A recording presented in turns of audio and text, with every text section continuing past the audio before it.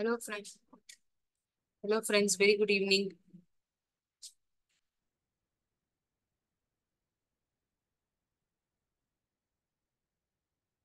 This year, we'll be starting with our first unit, term one portion, learning the game. It's an autobiography of Sachin Tendulkar. தன்னை பத்தின கதையை எழுதி கொண்டது. இதை வந்து ஆட்டோபயோகிராஃபி அப்படின்னு சொல்லுவோம் இங்கிலீஷ்ல. Learning the game written by Sachin Tendulkar. So about the author, so his full name is Sachin Ramesh Tendulkar. சச்சினுடைய முழு பேர் என்ன அப்படின்னா சச்சின் ரமேஷ் டெண்டுல்கர். எப்ப பிறந்திருக்கார் அவர்? 1973ஆம் ஆண்டு 24ஆம் தேதி ஏப்ரல் மாதம் மும்பை மகாராஷ்டிரா மாநிலத்துல பிறந்திருக்கார்.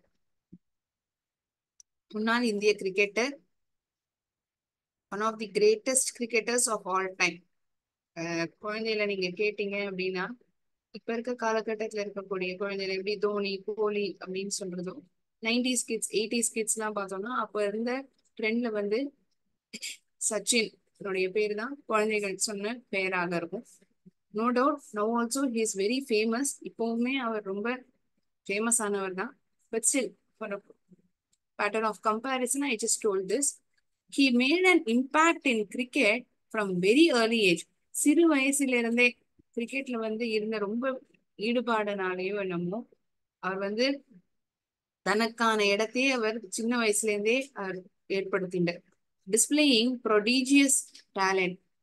அதாவது அந்த வயசுல இருக்கக்கூடிய சாதாரணமான குழந்தைகள் அந்த திறமைகளை வெளிப்படுத்த மாட்டாங்க. அபாரமான திறமைகள் சிறு வயதிலேயே வெளிப்படுத்துறது தான் ப்ராடஜி அப்படின்னு ஆங்கிலத்துல சொல்லுவோம். PRODIGY, prodigious talent, displaying prodigious talent. Greatest batsman of all times. எல்லா காலகட்டத்திலுமே ஒரு சிறந்த பேட்ஸ்மேனாகவே அவர் இருந்திருக்கு. Only player to have scored 100 international centuries, first to score double century in international cricket. Is the only player, கிட்டத்தட்ட 100 சதங்கள் international. Sachin Tendulkar is the only player to have secured 100 international centuries.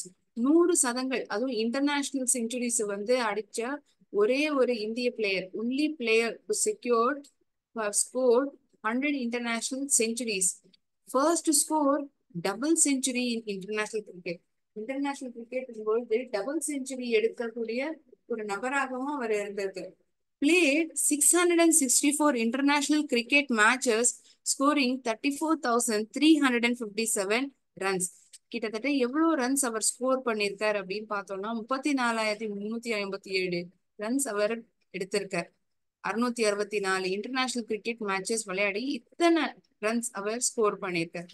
In 2012, he was nominated to Rajya Sabha. He retired on 16th November 2013. Learning the game is an extract from his autobiography, Playing It My Way. Playing It My Wayங்கிறது தான் அவர் எழுதின புத்தகம். தன்னைத்தானே பற்றி கதையாக எழுதக்கூடியதுதான் autobiography. அந்த ஆட்டோபயோகிராஃபியினுடைய பெயர் Playing It My Way.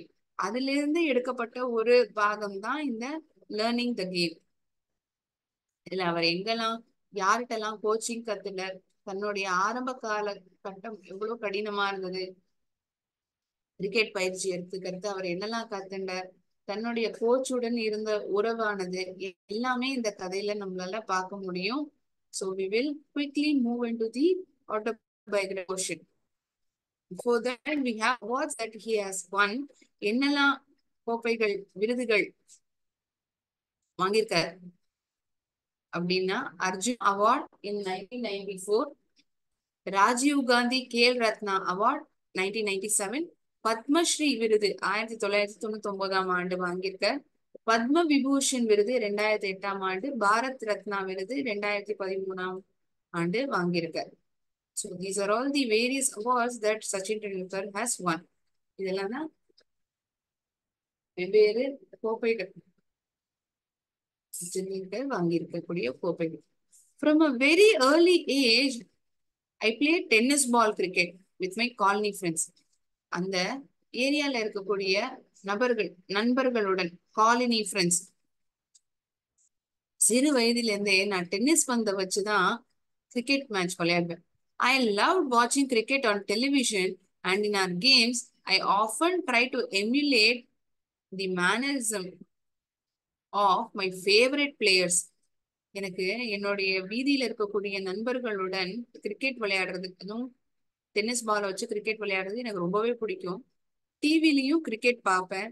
நிறைய பேர் பண்ற இந்த மேனரிசம் எமுலேட்னா அவங்கள தன்னை வந்து அவங்களாவே பாவிச்சுட்டு அவங்க எப்படி கிரிக்கெட் மேட்ச்ல வந்து பந்து அடிப்பாங்களோ அது போலவே தன்னை தானே பாவிச்சுட்டு கிரிக்கெட் விளையாடுறது. I try to emulate the mannerisms of my favourite players. அவருக்கு பிடித்தமான கிரிக்கெட் பிளேயர்ஸ் அவருடைய அவர்களுடைய பழக்க வழக்கங்கள், அதாவது என்னெல்லாம் எப்படி ஆடுவாங்களோ, எப்படி பந்து வீசுவாங்க, எப்படி பேட் அடிப்பாங்க, ஒவ்வொரு விதமான பாலுக்கும் அதெல்லாம் இவரும் பண்ணுவாராம். The mannerisms of my favourite players. அவருக்கு முக்கியமான பிடித்தமான பிளேயர்ஸ்லாம் யாரெல்லாம்னா Sunil Gavaskar and West Indian legend Viv Richards. But it wasn't just the batsman that I studied. I also love bowling. நான் வந்து இந்த பேட்ஸ்மேன் மட்டும்தான் நான் இமிடேட் பண்ண மாட்டேன், எம்யூலேட் பண்ண மாட்டேன். ஆனா எனக்கு பந்து வீசுறதும் எனக்கு ரொம்பவே பிடிக்கும். Throughout my career, I have actually bowled a lot in the nets. என்னுடைய இந்த கிரிக்கெட் பயணத்திலேயே நிறைய நான் பந்தும் வீசியிருக்கேன். when I was practicing lots in the nets. நெட்ஸ்னா இந்த பயிற்சி எடுக்கும் பொழுது they'll play within a specific place, a boundary. I was then studying in New English School, Mumbai. நான் அப்பதான் நியூ இங்கிலீஷ் ஸ்கூலுங்கிற பள்ளிக்கூடத்துல மும்பைல இருக்கு, அந்த பள்ளிக்கூடத்துல படிச்சுருந்தேன். என்னுடைய சகோதரர் அஜித், அவருக்கு வந்து ஸ்ரத்தாஸ்ரம் வித்யா மந்திர், ரமாகாந்த் ஆச்ரேகர் சார் இருக்கக்கூடிய அந்த பள்ளிக்கூடம் கிரிக்கெட்டுக்கு ரொம்ப முக்கியத்துவத்தை கொடுக்கறதா அவருக்கு தோணித்து. But my brother Ajit knew that compared to other schools in Mumbai, Shraddashram Vidya Mandir, where Ramakant Achrekar sir was the cricket coach, gave due importance to the game of cricket. கிரிக்கெட்டுக்கு முக்கியத்துவம் கொடுக்கக்கூடிய ஒரு பள்ளிக்கூடமாக ஸ்ரத்தாஸ்ரம் வித்யா மந்திர் இருந்தது. அந்த விஷயம் அஜித்துக்கு தெரிஞ்சிருந்தது, அதாவது சச்சினுடைய சகோதரர். He ran summer camps, அதாவது கோடை நாட்களின் பொழுது இந்த சம்மர் கேம்ப்ஸ்லாம் இப்ப நிறைய இடத்துல நடக்குது இல்லையா. கோடை நாட்கள் விடுமுறை போது பயிற்சி அளிக்குது, அதாவது இந்த கிராஃப்ட், டிராயிங், பெயிண்டிங், இல்லாட்டி ஏதாவது ஒரு ஸ்போர்ட்ஸ் ஆக்டிவிட்டில என்கேஜ் ஆயிருக்கிறது. அது போலதான் he ran summer camps too. இந்த கோடை நாட்கள் பொழுது சம்மர் கேம்ப்ஸும் நிறைய அவர் ஆர்கனைஸ் பண்ணியிருக்காரு. Ajit one day took me to the camp to get train under sir. அவருக்கு கீழே பயிற்சி எடுத்துக்கிறதுக்காக என்னுடைய சகோதரர் அவர் என்னை அழைச்சிட்டு கூட போனார். Anyone good come for a trial at the camp, but then it was up to sir to decide who to accept. யார் வேணாலும் அந்த கேம்புக்கு போகலாம், ஆனா ஆச்ரேகர் சார் தான் முடிவெடுக்கணும். யாரை வந்து தேர்ந்தெடுக்கலாம், யாரை வந்து ஏத்துக்கலாம், ஏத்துக்க கூடாதுங்கிறத அவர் தான் முடிவு எடுக்கணும். I was 11 years old then. எனக்கு அப்போ கிட்டத்தட்ட ஒரு 11 வயசா இருக்கும். Achrekar sir, as I referred to him, started playing cricket at the age of 11 in 1943, which is the age I was when I went to him for the first time. Achrekar sir வந்து cricket வந்து எப்பயில இருந்து விளையாட ஆரம்பிச்சோம்னா அவருக்கு கிட்டத்தட்ட 11 வயசு இருக்குமா. 1943ஆம் ஆண்டு பொழுது 11 வயசு இருக்கும். அப்பதான் நான் வந்து முதல் வாட்டி, which is the age I was when I went to him for the first time. அவர் வந்து கிரிக்கெட்டே விளையாட ஆரம்பிச்சிட்டார் அந்த 11 வயசுக்கு. ஆனா அந்த வயசு போதுதான் சச்சின் வந்து பயிற்சி எடுத்துக்கிறதுக்காக முத வாட்டியா அச்ரேகர் சாரை பார்க்க போயிருந்திருக்க. We'll continue. So here are the pictures of Sunil Gavaskar, Vivid Richards, then Ramakant Achrekar. This coach, யார் பயிற்சி அளிச்சாரோ கொடுத்தாங்களோ அவருடைய படம். Emulate, to match or surpass typically by imitation.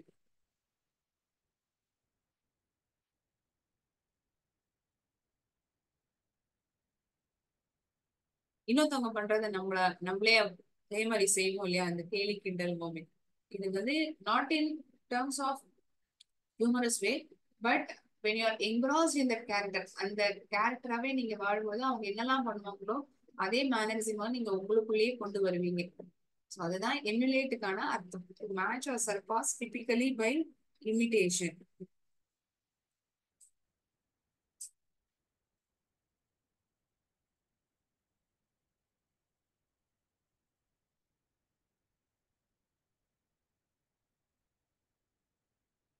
I had never batted in the nets before and felt somewhat overawed with so many people around.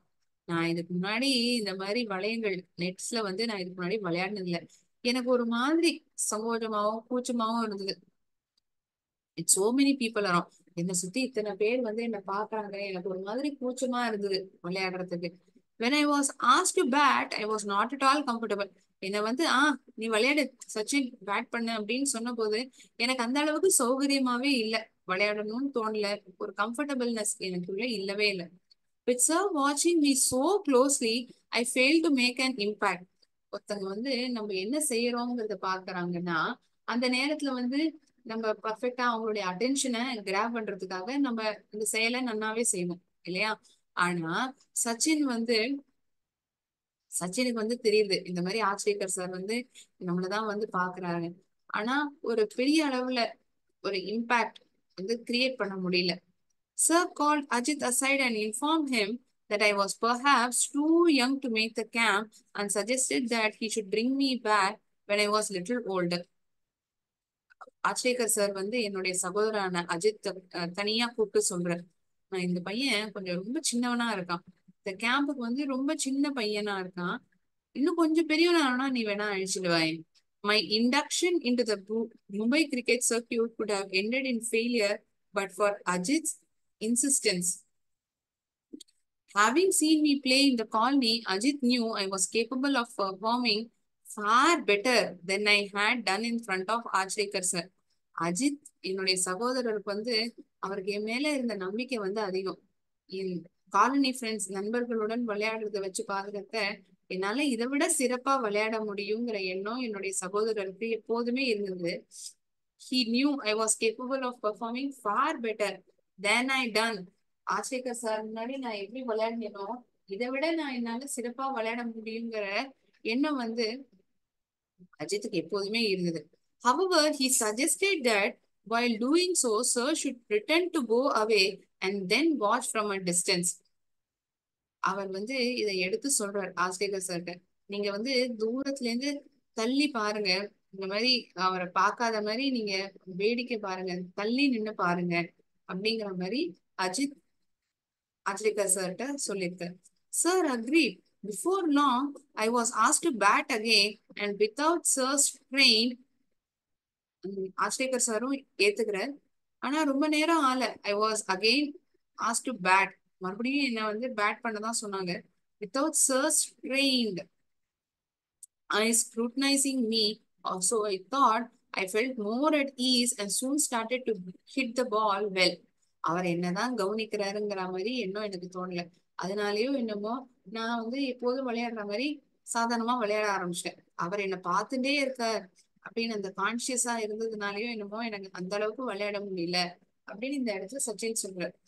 அவர் என்னை கண்டுக்கலைங்கிற பொழுது நான் மட்டும் சர்வசாதாரணமா விளையாட ஆரம்பிச்சிட்டேன். This time sir agree to let me join the.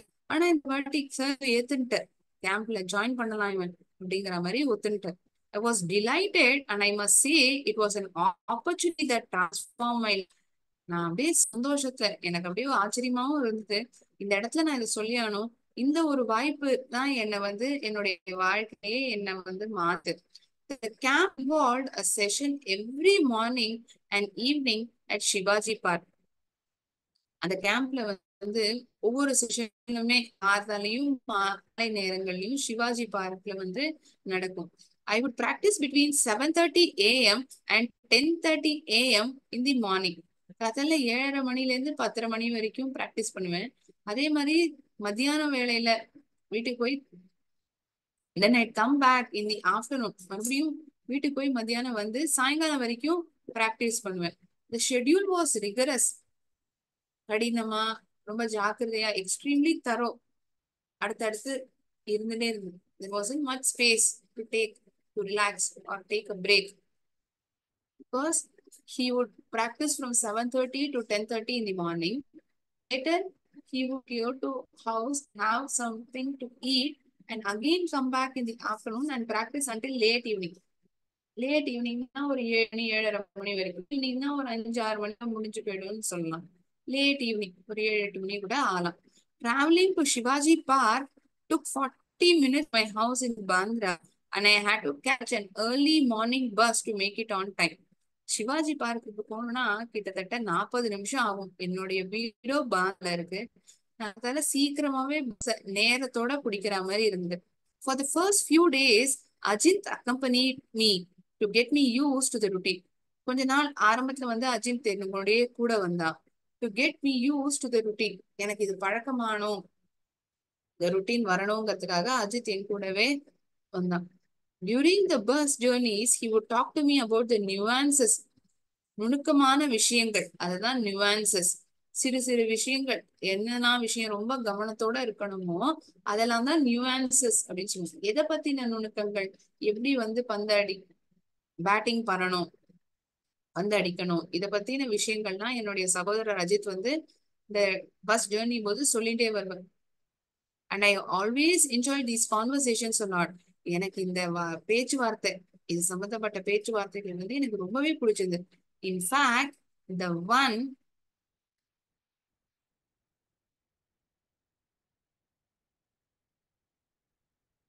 In fact, the one thing that I have kept with me all my career is a note that Ajit gave me containing some thoughts about batting.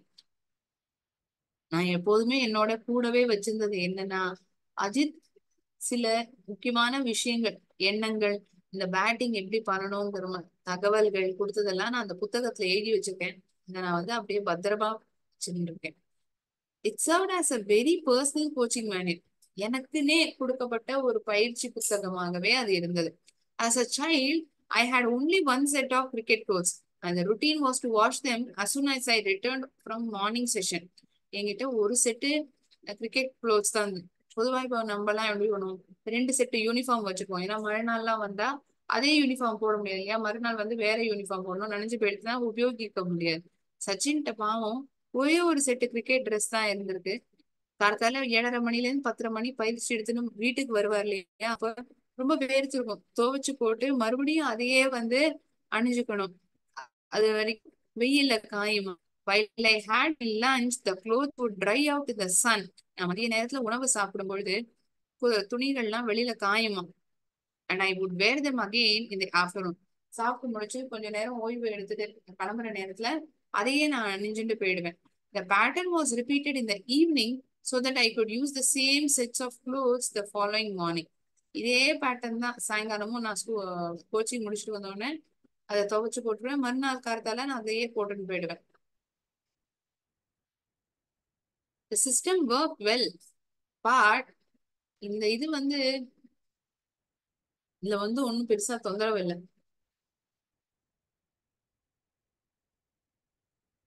The system worked well apart from my pockets. There was never quite enough time for the pockets to dry out. இந்த சட்டப்பையில இருக்கும்ல இந்த packet, அதுதான் காயாது. There was never quite enough time for the pockets to dry out. போதுமான அளவு நேரம் இல்ல, சட்டப்பையில இருக்கக்கூடிய packet காயறதுக்கு வந்து போதுமான அளவு நேரம் இல்லை. And for the entire duration of the camp, I played with wet pockets. அந்த கேம்ப் பொழுது இருக்கக்கூடிய நேரங்கள்ல எல்லாம் நான் ஈரத்தோட இருக்கக்கூடிய அந்த பாக்கெட்டோடய தான் விளையாடி இருக்கேன். By the middle of the summer camp, sir had started taking an active interest in my batting. நான் நல்லா விளையாடுறேங்கிற எண்ணம் அவருக்கு தோணுனதுக்கு அப்புறம் அவர் என் மேல நிறைய ஆர்வத்தை காட்ட ஆரம்பிச்சார். He started taking an active interest in my batting and at the end of 2 months informed Ajit that I had potential to be a good cricketer if I practiced all year round. அந்த 2 மாதம் கடின பயிற்சி முடிவுல என்னுடைய சகோதரர் அஜித் வந்து சொல்றாரு, இதே மாதிரி விளையாடிண்டா மொத்த வருஷமும் இதே மாதிரி பயிற்சி எடுத்துன்னு நல்லா பிராக்டிஸ் பண்ணினே இருந்தா ஒரு நல்ல கிரிக்கெட்டர் ஆகிறதுக்கான வாய்ப்புகள் வந்து உன்னுடைய சகோதரனுக்கு இருக்கு. However, my school, the New English School in Bandra, did not have cricket facilities, and sir was keen for me to change schools if I wanted to pursue cricket seriously. நான் படிச்ச new English school பாந்திரால இருந்த ஸ்கூல்ல வந்து cricket coaching facilities எல்லாம் பெரிய அளவுல இல்ல. ஆனா என்னுடைய கோச் ஆச்ரேக்கர் சாருக்கு என்னவோ நான் வந்து ஸ்கூல்ல மாத்தினா பரவாயில்ல, if I wanted to pursue cricket seriously, நான் ரொம்ப ஆர்வமா இருக்கேன், கிரிக்கெட் தான் வந்து என்னுடைய கரியரா இருக்கணும் அப்படிங்கிற எண்ணம் எனக்குள்ள சீரியஸா இருந்ததுன்னா, ரொம்ப நான் ஆர்வமா கிரிக்கெட்டை தான் பேஷனா எடுத்து அதுலதான் நான் ஆஹ் பிரசித்தமானோம் அப்படிங்கிற ஒரு எண்ணம் இருந்ததுன்னா, கண்டிப்பா நான் ஸ்கூல்ல மாத்தி ஆனோங்கிற எண்ணம் சாருக்கு தோணிது. Picture of New English School which is in Bandra where Sachin study. இதுதான் சச்சின் டெண்டுல்கர் படிச்ச ஸ்கூல், நியூ இங்கிலீஷ் ஸ்கூல். ஆனா இதுல வந்து போதுமான அளவு கிரிக்கெட் பயிற்சி கிடையாது.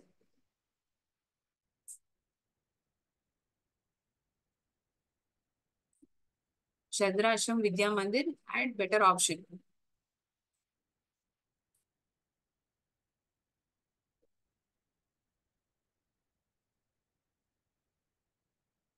Shadrashram Vidya Mandir had better coaching facilities. So my coach was very eager for me to change the school if I wanted to pursue, follow or chase. நான் இதையே தொடர்ந்து பண்ணணும், கிரிக்கெட்டை தான் என்னுடைய கரியரா மாத்திக்கணும் அப்படின்னா கண்டிப்பா ஸ்கூல்ல மாத்தியானுங்கிற எண்ணம் சாருக்கு இருந்தது. One evening, sir called my father and put forward his suggestion. ஒரு நாள் சாயங்கால வேளையில அஸ்ரீக சார் என்னுடைய அப்பாவுக்கு வந்து போன் பண்ணி அவருடைய சஜஷன் அபிப்பிராயத்தை வந்து அவர் சொல்றது. Ajit was in the room with my father at that time and they both accepted that it was necessary if cricket was to be my priority. அதுவும் என்னுடைய அப்பா அந்த நேரத்துல வந்து ரூம்ல இருந்தாரு. கிரிக்கெட் தான் என்னுடைய குறிக்கோளா, அதுதான் நான் வந்து ரொம்ப விருப்பப்படுறேன்னா அது தெரிஞ்சுக்கணுங்கிறதுல அவங்க ரொம்ப ஆஹ் ஆர்வம். My father sat me down and explained that while he did not have any objections to my changing schools, I should do so only if I was really serious about playing cricket. எந்த விதமான ஆணையும் கிடையாது, நீ school மாத்தணும்னா மாத்து, ஆனா நீ cricket தான் விளையாட போற, அதுதான் உன்னுடைய கரியரா பர்சியூ பண்ண போறேங்கிற ஆர்வம் எண்ணமும் உனக்கு உறுதியா இருந்ததுன்னா ஸ்கூல் மாத்துறதுல வந்து எனக்கு ஒண்ணு ஆட்சேபனையும் இல்ல அப்படிங்கிற மாதிரி அவங்க அப்பா சொல்றாரு. ஐ அஷ்யூர்ட் ஹிம் ஐ வா ஆமா ஆமா கண்டிப்பா எனக்கு கிரிக்கெட் தான் வேணுங்கிறதுல நான் ரொம்ப உறுதியா இருந்தேன். ஐ அஷ்யூர்ட் ஹிம், அந்த நம்பிக்கையை வந்து நான் அப்பாவுக்கு கொடுத்தேன். And so it was agreed that I move to Shardashram Vidya Mandir where Achrekar sir was cricket coach. அதனாலயும் என்னமோ அவங்க ஒத்துனதுக்கு அப்புறம் சப்தாஷ்ரம் வித்யா மந்திர் மூவ் ஆனேன்னா அங்க ஆச்ரேகர் சாரே கோச்சிங் கொடுக்குறாரு. சோ அந்த ஸ்கூலுக்கே மாறலாங்கிற எண்ணம் அவங்களுக்குள்ள வந்தது. All of my excess energy is getting channel into cricket. எனக்கு என்னெல்லாம் எனர்ஜி தெம்பு இருக்கோ அது எல்லாமே மொத்தமா நான் கிரிக்கெட்டுக்கு செலுத்த ஆரம்பிச்சேன். Which acted as a kind of safety valve. அதுவே வந்து எனக்கு ஒரு சேஃப்டி வால்வா இருந்தது. ஏன்னா எனக்கு பிடிச்ச விஷயத்துல வந்து என்னுடைய எனர்ஜி எல்லாம் நான் ஸ்பெண்ட் பண்றேன் இல்லையா. அதனால நீங்க கண்டிப்பா ஒரு நல்ல எஃபர்ட்டை தான் போடுவீங்க, கவனத்தோட தான் விளையாடுவீங்க. எந்த ஒரு செயலா இருந்தாலுமே கவனத்தோட இருக்கும். முழுமையா மனசார நம்ம ஒரு வேலையை செஞ்சோம்னா கண்டிப்பா நம்மளால நல்லா பண்ண முடியும். My father always set that all he wanted to do was give my best effort without worrying about the results. என்ன எஃபர்ட் போடுறியோ, என்ன முயற்சியை போடுறியோ அது முழுமையா கொடு. என்ன பதில் வருது, என்ன ரிசல்ட் வருது, அதனால நீ என்ன ஆகுங்கிறத பத்திலாம் நீ எந்த கவலையும் பட வேண்டாம். உன்னுடைய எஃபர்ட்ஸ், உன்னுடைய முயற்சியில வந்து நீ முழுமையா இரு, முழுமையான எஃபர்ட்ஸ போடு அப்படிங்கறதா எங்க அப்பாவுடைய ஒரே ஒரு குறிக்கோளா இருந்தது. In my first year at ஸ்ரத்தாஷ்ரம்,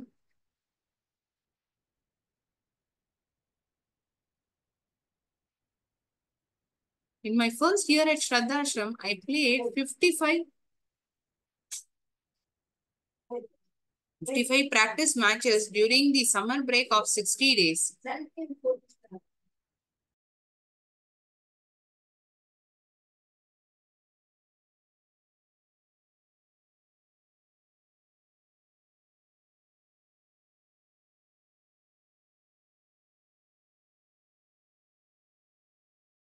Sorry, continue. My evening session would start at 5 p.m. after only a 30-minute break. என்னுடைய கோடை நாள் பொழுது அந்த செஷன்ஸ்லாம் எப்படி இருக்கும்னா காத்தால 7:30 மணிக்கு ஆரம்பிக்கும், சாயந்தரம் 4:30 மணிக்கு முடியும். சாயங்கால வேலையில செஷன் வந்து 5 மணிக்கு ஆரம்பிக்கும். இடையில வந்து ஒரு அரை மணி நேரம் பிரேக் தான் இருக்கும். அந்த அரை மணி இடைவெளியின் பொழுது அக்ஷய்கர் சார் வந்து எனக்கு கொஞ்சம் பணம் கொடுப்பாராம். எதுக்கு அந்த பணம் கொடுப்பாருன்னா, போய் ஏதாவது ஒரு இடத்துல ஃபாஸ்ட் ஃபுட் சென்டர்ல போய் வடா பாவ் சாப்பிட்டு வா அப்படிங்கிறதுக்காக எனக்கு அந்த பணத்தை கொடுப்பாரு. So this is picture of vada pav. It's a famous Bombay food, Maharashtrian dish. நமக்கு எப்படி இங்க சமோசா போண்டா எல்லாம் நம்ம சாப்பிட்றோமோ அது போல நார்த் இந்தியால வந்து இது ஒரு ஃபேமஸான டிஷ், ஸ்நாக். கடினமான பயிற்சி நேரம் தான் இருக்கு. 7:30 மணில இருந்து சாயங்காலம் 4:30 மணி வரைக்கும். இடையில ஒரு அரை மணி நேரம் ஓய்வு இருக்கும். அந்த ஓய்வு நேரங்கள்ல வந்து ஆச்சரியக்கர் சார் வந்து பணம் கொடுத்து வடா பாவ் சாப்பிட்டு வா அப்படின்னு சொல்லி அனுப்புவாராம். Between 5 p.m. and 7 p.m. I had 5 more net sessions. 5 மணில இருந்து 7 மணி வரைக்கும் எனக்கு இன்னும் ஒரு 5 practice sessions இருந்தது. Towards the last 15 minutes, sir would place a 1 rupee coin on top of the stumps. கடைசி 15 நிமிஷங்கள் இருக்கும்பொழுது சார் வந்து என்ன பண்ணுவார்னா, ஒரு 1 ரூபா நாணயத்தை வந்து இந்த ஸ்டம்ப்ஸ் மேல வச்சுப்பார். And if I managed to avoid getting out, the coin was mine. ஒருவேளை நான் அவுட் ஆகாம தப்பிச்சுட்டேன், அவுட் ஆகாம இருந்துட்டேன்னா சார் வச்சு அந்த 1 ரூபா நாணயம் வந்து எந்தாயிடும், எனக்கு சொந்தமானதாயிடும். In this session, every bowler in the camp would come and bowl to me. அந்த செஷன்ல இருக்கக்கூடிய ஒவ்வொரு பவுலரும் எனக்கு வந்து பந்து போட வருவாங்க. They would come and bowl to me with some 60 to 70 field. கிட்ட 60ல இருந்து 70 நபர்கள் வந்து ஃபீல்டிங்ல இருப்பாங்களாம். அதாவது இந்த பந்து பிடிக்கிறதுக்கு என்ன out ஆக்கிறதுக்காகவே. It meant I had to hit every ball along the ground to survive those 10-15 minutes. அதனாலே என்னமோ ஒவ்வொரு பந்தையும் அடிக்கக்கூடிய சூழ்நிலையில இருந்தேன். Winning the 1 rupee coin used to give me immense satisfaction and taught how to concentrate even when physically drained. அந்த 1 ரூபா நாணயத்தை ஜெயிக்கிறது தான் எனக்கு வந்து அந்த அளவுக்கு ஒரு சந்தோஷத்தையும் மன திருப்தியும் கொடுக்கும். And it taught me how to concentrate even when physically drained. எனக்கு போதுமான அளவு தெம்பு இல்லாட்டியும் அந்த 1 ரூபா நாணயத்தை எப்படியாவது ஜெயிச்சிடணுங்கிற எண்ணம் இருந்தது இல்லையா, அதுதான் எனக்கு வந்து வீட்டுல இருக்கக்கூடிய இன்னும் அதிகமாகவும் செஞ்சது. அதுதான் எனக்கு சந்தோஷத்தையும் தந்தது, மன திருப்தியும் தந்தது இந்த பிராக்டிஸ் செஷன் பொழுது. At the end of it all, also helped me to run 2 circuits of Shivaji Park with my pads and gloves on. கடைசியில என்ன சொல்வாருன்னா, இந்த மொத்த சிவாஜி பார்க்கும் கிளவுஸ், கால வந்து இந்த முட்டிக்கால வந்து பேட்ஸ் அணிஞ்சுட்டு 2 ஃபுல் ரவுண்ட் சுத்தணும்னு சார் என்ன சொல்லுவார். ஏற்கனவே எனர்ஜியா ட்ரெயின் அவுட் ஆயிருக்கும், திரும்பலாம் இருக்காதுன்னா நாள் முழுக்கவும் practice. That was the last part of my training. அந்த பயிற்சியுடைய கடைசி பகுதினா இதுதான். And I'd be completely exhausted by the end of it all. இதுக்கு மேல எனக்கு தெம்பே இருக்காது, எனர்ஜியே இருக்காது விளையாடுறதுக்கு. It was a routine that I would repeat right through my summer holidays, and it helped me to build up physical and mental stamina. அதுதான் என்னுடைய பழக்க வழக்கமாவே ஆயிடுது. I would repeat right through my summer holidays. கோடை விடுமுறை நாட்கள் முழுக்க இதே தான் நான் ரிப்பீட் பண்ணியிருக்கேன். இந்த பயிற்சி தான் எனக்கு பிசிக்கலும் மென்டல் ஸ்டாமினா, மன உறுதி, உடல் பல உறுதி இரண்டையுமே வந்து அதிகரிச்சது இந்த ஒரு விஷயம்தான். Occasionally, my father came to take me home, and I would always ask him to treat me to a special fruit cocktail at a juice center near the club. எப்பயாதான் எங்க அப்பா வருவாங்க என்ன அழைச்சின்னு போறதுக்கு. அவர் என்ன அழைச்சின்னு போறதெல்லாம் நான் கேட்பேன், எனக்கு ஒரு ஸ்பெஷல் ஃப்ரூட் காக்டெயில். காக்டெயில்னா மிக்சட் ஜூஸ், எல்லா பழசாறுகளும் அதுல இருக்கும். அந்த கிரிக்கெட் கிளப் கிட்ட இருக்கக்கூடிய ஒரு ஜூஸ் கடையில எனக்கு வாங்கிட்டாங்கப்பா அப்படின்னு நான் கேட்பேன். While this regular demand was little unreasonable, அந்த அளவுக்கு ஏத்துக்கக்கூடிய விஷயமா இல்லாட்டியும், ஏன்னா அடிக்கடி கேட்டுட்டே இருந்தா யாருக்குமே கஷ்டமா இருக்கும் இல்லையா. Because at that time I did not realize that my parents had also take care of the needs of my brothers and sister my father would invariably end up giving me what I wanted just to see me happy. எனக்கு நான் அப்போ அந்த அளவுக்கு maturity கிடையாது. என்னோட சரி ரெண்டு சகோதரர்கள் சகோதரி எல்லாருமே இருக்காங்க. அவங்களையும் எங்க அம்மா அப்பா தான் பாத்துக்கணும். எனக்கு செலவு பண்ணிட்டு அவங்கள பாத்துக்க முடியாதுங்கிற இந்த எண்ணம் எனக்கு அப்ப இல்ல. ஆனா எங்க அப்பா எப்படியாவது என்னை சந்தோஷப்படுத்தணுங்கிறதுக்காக அவர் வாங்கி கொடுத்துருவார். On other days when I made my way home from Shivaji Park on my own, I would often feel asleep. சில நாட்கள் பொழுது நானாவே சிவாஜி பார்க்ல இருந்து போயிடுவேன் தனியாவே. அப்பெல்லாம் பஸ்ல தூக்கம் வந்துடும். If I manage to sit down I would fall asleep. பார்த்துக்கான கிடைச்சதுன்னா நான் தூங்கிடுவேன் on the bus. If I manage to sit down, anyone who has been on a bus at peak hours will know how difficult it is to get a seat. மும்பைல பஸ்ல பயணிச்சவங்களுக்கு தான் தெரியும் எவ்வளோ ஒரு கடினமான விஷயம் பஸ்ல சீட்டு கிடைக்கிறதுங்கிறது. On days when I wasn't so lucky, it was still a challenge. சில நாட்கள் எனக்கு அதிர்ஷ்டமே இடம் கிடைக்காது உட்கார்றதுக்கு. அப்பெல்லாம் எவ்வளோ கஷ்டமா இருக்கும்னா one on days when I wasn't so lucky, it was still a challenge just to stand with the kit bag. அந்த கிரிக்கெட் பயிற்சிக்காக போடக்கூடிய விஷயங்கள் அது எல்லாமே அந்த பையில இருக்கும். அதை வச்சுன்னு நிக்கிறது ரொம்ப கஷ்டமா இருக்கும். Because the bus conductors would inevitably complain about me taking up the space of another passenger. அதனாலயும் என்னமோ அந்த கிட் பேக்கை நான் அணிஞ்சுட்டு இருக்கிறத பார்த்து அந்த பஸ்ல இருக்கக்கூடிய கண்டக்டர், நீ இன்னொருத்தர் நிக்க வேண்டிய இடத்த கூட உன்னோட பை புடிச்சுட்டு இருக்கு, உன்னுடைய பைய இடத்த அடைக்கிறது அப்படிங்கிற திட்டு நான் வாங்கிட்டே இருந்திருக்கேன். இட் குட் பி எம்பரேசிங், ரொம்ப ஒரு விதமான ஒரு அவமானம். Because the conductors were often rude, ரொம்ப கடினமா தான் நடந்துட்டு இருக்காங்க. And would sometimes ask me to buy 2 tickets. சில நேரங்கள்ல ரெண்டு டிக்கெட் நீ வாங்கிடுப்பா, உன்னுடைய பேக்கே கிட் பேக்கே இன்னொருத்தர் நிக்கக்கூடிய இடத்த அது எடுத்துன்றது, நீ தயவு செஞ்சு 2 டிக்கெட்டா வாங்கிடு அப்படின்லாம் கூட சொல்லியிருக்காங்க. I didn't have the money for the second ticket and I had to learn to take these remarks in my stride. என்கிட்ட ரெண்டாவது டிக்கெட் வாங்குறதுக்கான பணம் எல்லாம் என்கிட்ட கிடையாது. அதனாலயும் என்னமோ இந்த திட்டுகள் இந்த அவமானங்கள் எல்லாம் நான் வாங்க வேண்டியதா இருந்தது. ஸ்ட்ரைட்னா stage in progress towards an aim. என்னுடைய குறிக்கோளை அடையறதுக்கான முயற்சியில நான் இருக்கேன். அந்த முயற்சியின் பொழுது இந்த மாதிரி வரக்கூடிய அவமானங்கள்லாம் பெருசா எடுத்துக்காம அந்த குறிக்கோளை நோக்கியே போறது. Dirty clothes often added to the embarrassment. அழுக்கான துணிகள் இன்னும் கேட்கவே வேண்டாம், என்ன அவமானத்துக்கு இன்னும் அதிகப்படுத்திட்டு. ஏன்னா கிரிக்கெட் கோச்சிங் நாள் முழுக்க பிராக்டிஸ் ஆயிருக்கும், ட்ரெஸ் எல்லாம் ரொம்ப அழுக்காயிருக்கும் இல்லையா? ஸோ இந்த ட்ரெஸ் அழுக்காயிருந்ததுன்னா கேட்க வேண்டாம், இன்னும் அவமானம் தான் எனக்கு அதிகமா இருக்கு. With these remarks in my stride, dirty clothes often added to the embarrassment. With time, I evolved a way of wrapping the kit bag around me just as a helmet.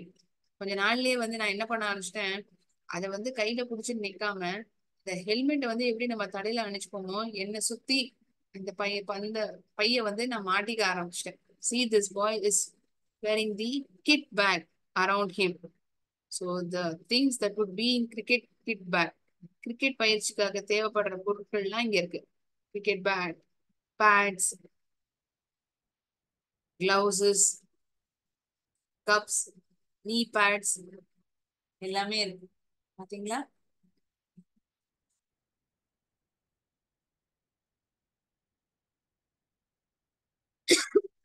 Sorry. Cocktail, a mixed drink which is a combination of ingredients such as fruit juice, lemonade, flavored syrup or cream. நிறைய விதமான பழசாறுகள் ஒரே ஜூஸ்ல இருக்கும். Then a flavored syrup or cream would be added on top of it. Kit bag, a long cylindrical canvas bag. நீளமான ஒரு by, cricket பயிற்சிக்காக தேவைப்படுற பொருட்கள்லாம் அந்த நீளமான பையில இருக்கும். Stride, a stage or progress towards an aim. ஒரு லட்சியத்தை அடையக்கூடிய ஒரு காலகட்டம். Embarrassment, a feeling of self-conscious shame. ஒரு விதமான அவமானம்.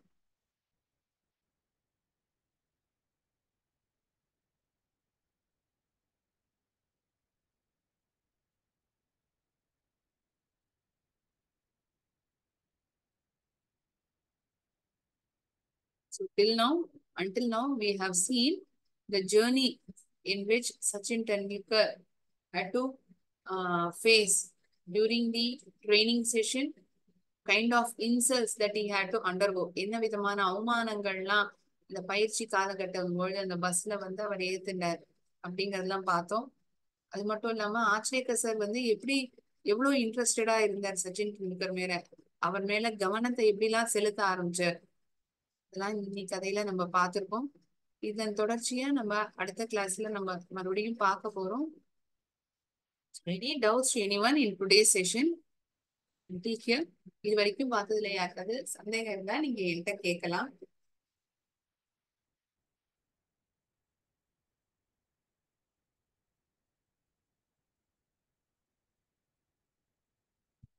Any doubts? Please unmute or write in the chat box.